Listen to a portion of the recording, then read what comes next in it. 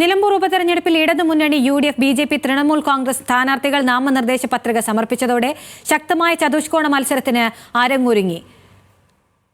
നാളെ പത്രികകളുടെ സൂക്ഷ്മ പരിശോധന നടക്കും. നോമിനേഷൻ പിൻവലിക്കാനുള്ള അവസാന തീയതി ഈ മാസം 5-നാണ്. രാവിലെ 11 മണിയോടെ പ്രവർത്തകർക്കൊപ്പം പ്രകടനമായി എത്തിയാണ് ഇടത് സ്ഥാനാർത്ഥി M. സ്വരാജ് ഉപവരണാധികാരി നിലമ്പൂർ തഹസീൽദാർ MP സിന്ധു മുമ്പാകെ നാമനിർദ്ദേശ പത്രിക സമർപ്പിച്ചത്. ഈ ആർത്തിരമ്പി വന്ന വലിയൊരു ജനസാഗരം ഇടതുപക്ഷ ജനാധിപത്യ മുന്നണിയുടെ നേതൃത്വത്തെ ആകെ വളരെ ആവേശഭരിതമാക്കിയിട്ടുണ്ട്. അപ്പോൾ മുഖ്യമന്ത്രിയുടെ ചില പ്രയോഗങ്ങളൊക്കെ വളരെ സ്പോണ്ടേനിയസ് ആയി വന്നിട്ടുള്ള പ്രയോഗങ്ങളാണ്. അത് ജനങ്ങളിലും വലിയ ആവേശവും ഉത്സാഹവും ഒക്കെ സൃഷ്ടിച്ചിട്ടുമുണ്ട്. രാവിലെ ജനകീയ പ്രതിപക്ഷ പ്രതിരോധ മുന്നണി പ്രഖ്യാപിച്ച PV അൻവർ തൊട്ടു പിന്നാലെ ചന്തക്കുന്നിൽ നിന്ന് തുറന്ന ജീപ്പിൽ റോഡ് ഷോ ആയി എത്തി പത്രിക സമർപ്പിച്ചു.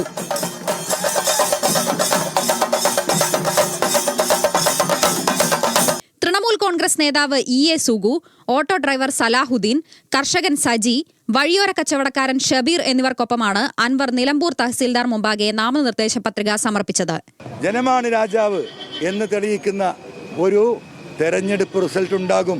BJP സ്ഥാനാർത്ഥി അഡ്വക്കേറ്റ് മോഹൻ ജോർജ് ഉച്ചയ്ക്ക് ശേഷം നാമനിർദ്ദേശ പത്രിക സമർപ്പിച്ചു. ഞങ്ങൾ വളരെ സീരിയസ് ആയിട്ട് ഇലക്ഷൻ എടുക്കുകയാണ്. ഞങ്ങൾ ഇവിടെ അത്ഭുതങ്ങൾ സൃഷ്ടിക്കും തീർച്ചയായിട്ടും. UDF LDF BJP സ്ഥാനാർത്ഥികൾക്കൊപ്പം PV Anwar കൂടി കളത്തിലിറങ്ങിയതോടെ നിലമ്പൂർ ഉപതെരഞ്ഞെടുപ്പ് പ്രവചനാതീതമാവുകയാണ്.